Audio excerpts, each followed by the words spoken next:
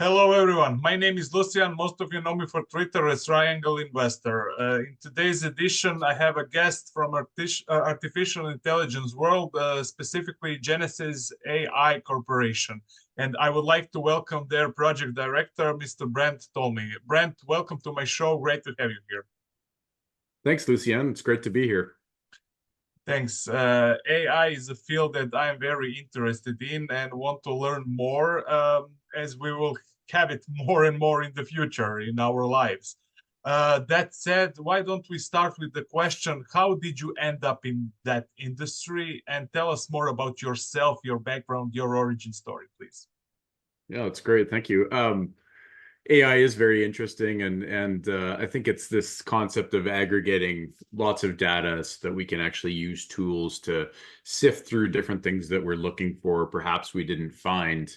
My background is in forestry, so I grew up in the woods of British Columbia on the west coast of Canada, and recognized that perhaps we could do things different slash better if we had a different view of the forest. And then I worked in the renewable energy sector, working on hydro projects across the west coast of North America, heavy civil construction, energy transmission, things of that nature. And then being a curious fellow, I started connecting buyers and sellers of companies off the side of my desk and decided that I could do that full time. Got recruited into a national accounting firm in Canada with about 8,000 members. And then had the opportunity to start founding a forest improvement company that could address some of the issues that we're seeing in Canada and around the planet, including wildfire and things of that nature. So got very interested in technology at that point and have sort of always been an early adopter, but recognized that if we found different tools to maybe address some problems or analyze data differently, we could come up with some better solutions. And so I founded a company with some partners called Carbon Ethic, and it's focused on forest improvement in Canada.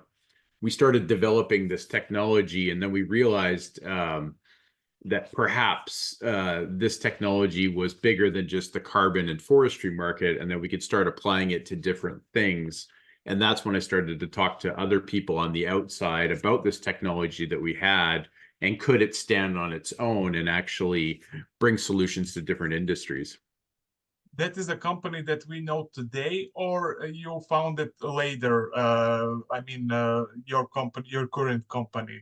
When Right. when it was what was, in which year was founded? Right. So Genesis AI was birthed out of the desire to find a home for that technology. So we actually sold it to a public company called Gallagher's. And that's when I met Dev Randhawa, or actually was friends with Dev at the time. And he said, hey, this AI thing that you're doing, we're really interested in that. And you say that it could have these solutions on the outside. Could it help us in mining? Could it help in address some of these forest fires? And I started thinking about it differently and said, yeah, I think we need to get this into a public format so that we can really start to address these solutions, and we can take it out of just forest improvement and really look at different natural resource solutions. And so we connected in the summer of 2023 and decided to hatch this plan to disrupt how we manage natural resources. Okay, so it's Dev, it's you. Who else is behind the company? Yeah, so the beauty of working with Dev is that there comes a whole team that understands this public market engagement. So Jamie Bannerman is a director, and of course he knows marketing and IR, which is really exciting.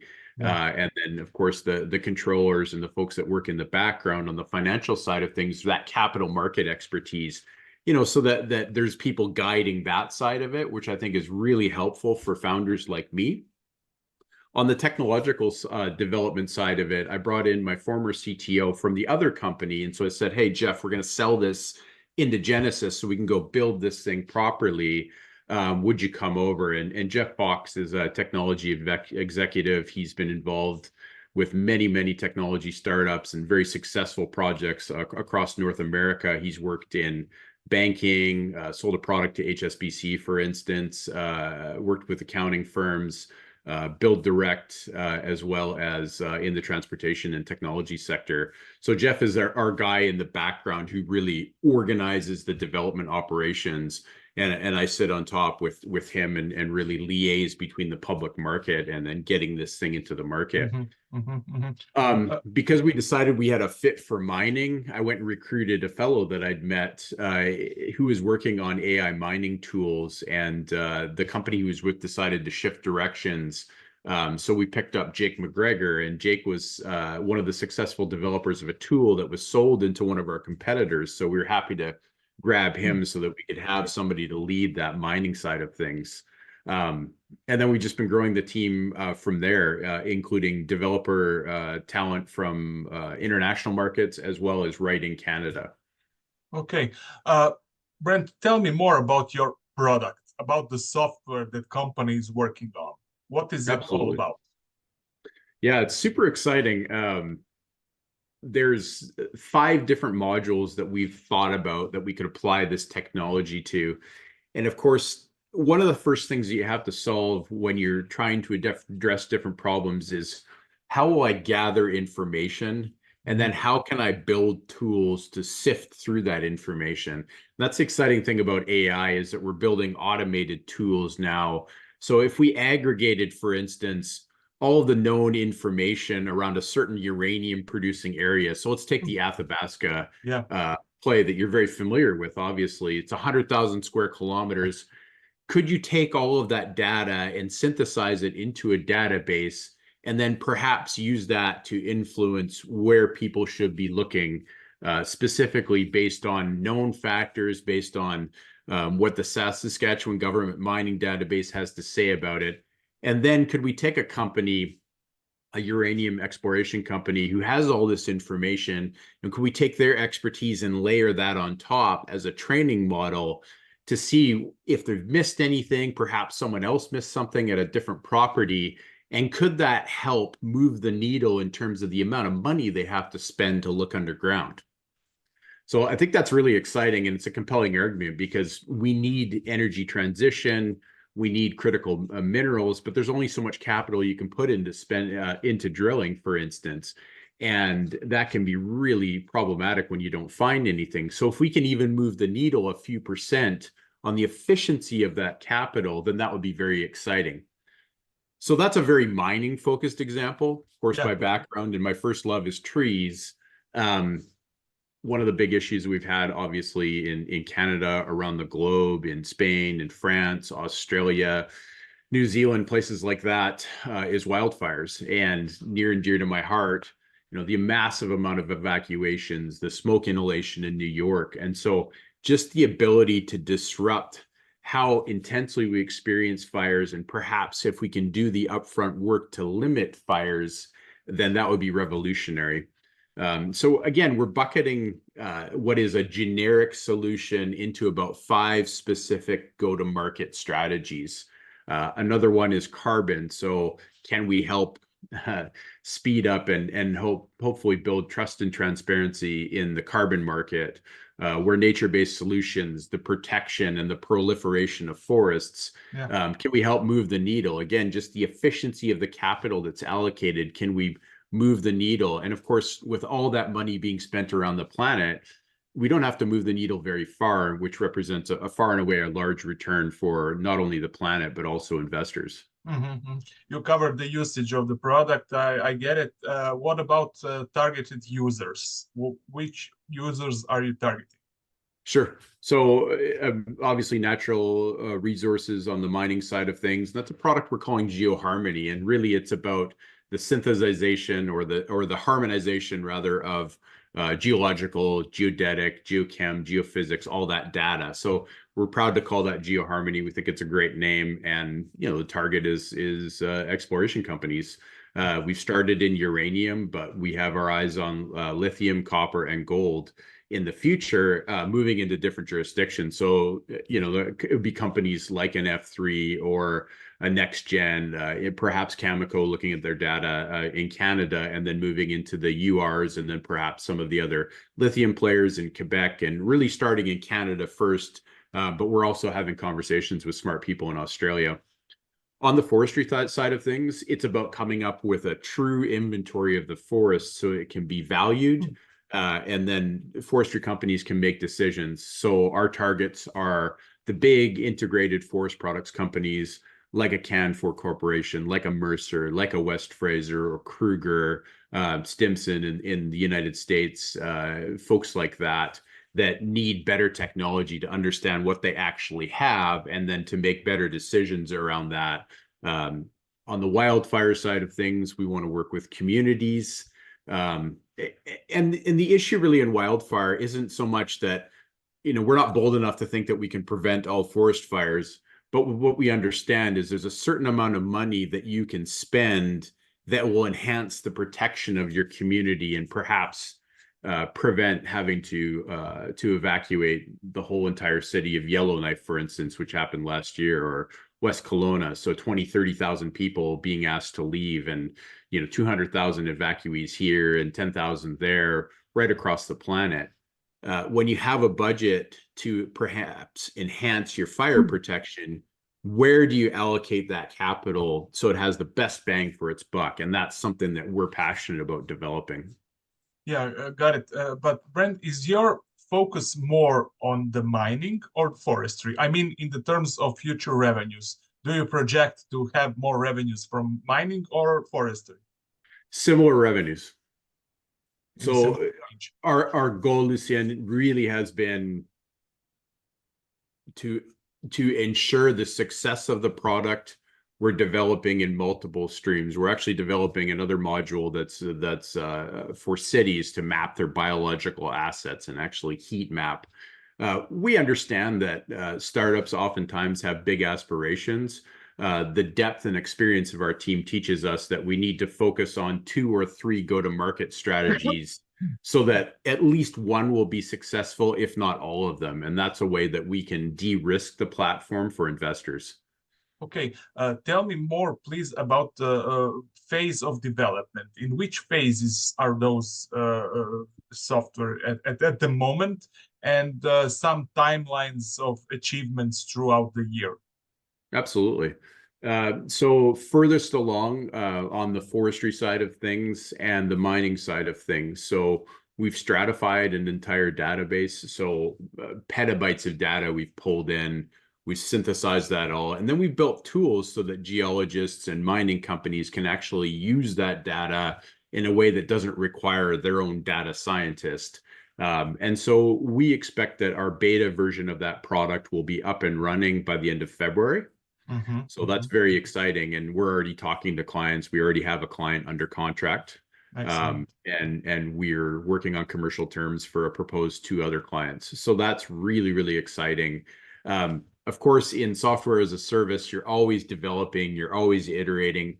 And we sort of use a 90-10 rule, which means that we want our product to be 90% off the shelf, ready for everybody, and then 10% customization. And similar to a Zoom, if you can sell a Zoom or a Teams or a Google Meet, most people will use it as is. But in custom software applications, there's always that little bit of tweaking that they need, whether that's just a small tool or something large.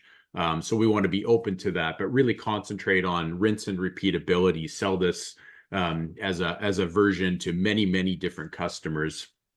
On the forestry side of things, we're in talks on a pilot project with 2 specific groups.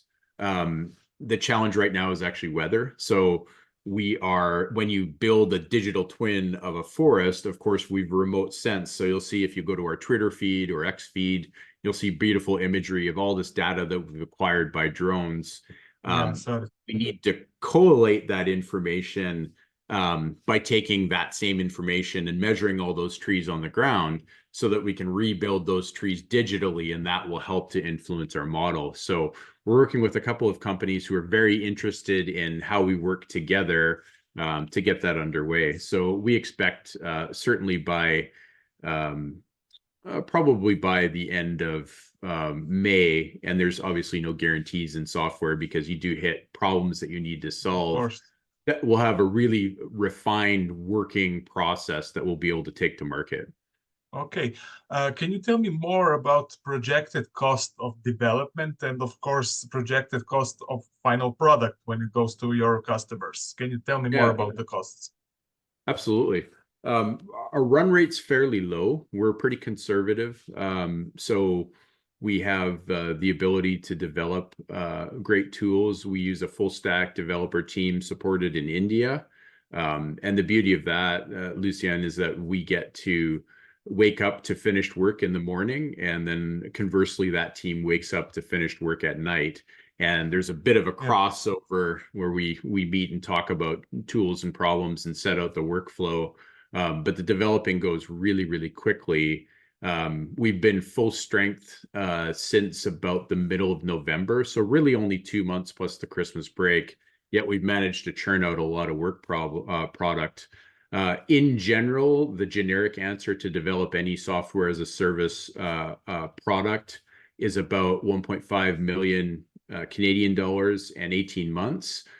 We've compressed that, so our spend will be less than $1 million, and we'll be delivering our beta products within 6 months. Okay. Do you have in the terms of peers competition, do you have a competition in your business? Of course, there is a competition on a general side, software side, but I mean specifically in things that you are developing. Yeah, absolutely. And we look at our peers to see what they're doing. In mining, a lot of the tools being used, Leapfrog, Micromind, big multinational, well-heeled companies, but also not as nimble perhaps as we are, and not able to react in terms of developing speed. And we want to get on the ground and work with clients to make sure that we're developing tools that are actually solving real problems and improving that efficiency of capital. In forestry, there are a lot of tools. ArcGIS is obviously a suite of GIS tools, and there's pieces that people have developed all over the place, but there's no real aggregation of those services. And I think that's one of the challenges, is that unless you want to stand up a full stack developer or data science team, you're not able to access these tools in a friendly format. And the cost of that is prohibitive. And so what we're doing is looking at what people need and making it accessible for them. And so it's really addressing that lack of usability and user interface, and then taking some of these tools that, again, you would have to go to a small firm with a very custom piece of software, and then instead making that very commercially available to a lot of people so that we can target a very wide audience. Yeah, you mentioned challenges and you said one, but what are the other challenges, if any, in the process? In developing, it's always a battle for talent. So one of the challenges that we faced early on, and we're just now finished addressing, is data science. So of course, AI is popular. How you build AI products is through data scientists, people that know how to aggregate a lot of information, and then ask the questions and come up with the answers to solve these issues. We've just been successful now in securing 2 new data scientists who are welcome to the team this month, and we'll get started on working on some of these problems. So that's really been a bottleneck for us, is that we've acquired data, we've built the front end, the back end, the database, and now we need our data scientists to come and do some of the heavy lifting. So we'll be expanding from 2 data scientists to 5 by the end of the month, which is super exciting for Yeah, us because we have yeah, this backlog of work for them to start exploring. yeah. Sounds good. Sounds good, definitely. Brent, how big is the market for similar products? And if you can talk numbers. Yeah, absolutely. The total addressable market is supposed to be $2.8 trillion by 2030. In the industries that we work at, we expect them, they are multi-billion-dollar industries today. So geospatial analytics, forestry analytics, it's already billions of dollars. So we're looking for a nice percentage of that marketplace. Again, we don't need to take 25 or 50% of total addressable market to be profitable. We need a small amount. In mining exploration, as you can appreciate, there's about 2 billion spent annually in Canada, perhaps as much as 68 billion around the world just in exploration. If we can grab a very small percentage of that, we will have done very well. So we're targeting to get profitable this year to start to show investors a return in the EPS column. And that's really a focus as we move from product development. We had this great idea. We started to build this great idea. When do you go to market with this? And that's really what we're focused on today. Okay, let's say that's 2024. What about beyond? What are the future plans for the company? Do you plan to expand maybe some other, develop some other softwares in some other fields? What's the long-term plan? Yeah, yeah. I mean, the great thing about addressing, taking AI and taking it away from this thing called, Chat GPT, or making pictures with Midjourney or DALL-E and saying, well, that's really cool, or I use that to write a script for my podcast, or, and then you have to go and edit it. It's instead taking AI and making it real for problems where we have expertise, which is in the natural resource sector, and obviously Dev on the mining side of things. Yeah. I mean, you can't pick a guy that knows exploration better, particularly in North America. And with my forestry expertise, having been in the woods for 4 generations, and managing full cycle forests for many years, so we know there are other problems to solve out there, but we only want to solve the problems that are financially viable, so that we're not building vaporware, essentially, which is a software term for something that nobody wants to buy. So be very focused on what the problem is, and then see if we can address it through an AI enhanced solution. No doubt there will be some problems that we can fix with AI. Okay. You already mentioned some, but final note is, tell your shareholders possible news flow from the company in 2024, and final message if you can give them. Absolutely. News: standing up more team members, finishing our first 2 modules and going to market strong with those products. So you'll see us poking around at trade shows, and we're already engaging with potential customers, but it's the build out of the commercial team. So I, as a person, I'm only one person dialing for dollars. We want to expand the team so that we can go knock on a bunch of doors. We're going to acquire our first forestry clients this year. We've already acquired our first mining client. We're seeking our next 2 clients. So I think what we're expecting is to actually deliver and get into the black, which is quick. And so I would say to our trusted investors, those who've risked their capital to be along with us in this journey, that we have a very strong team. We're moving to the commercial phase.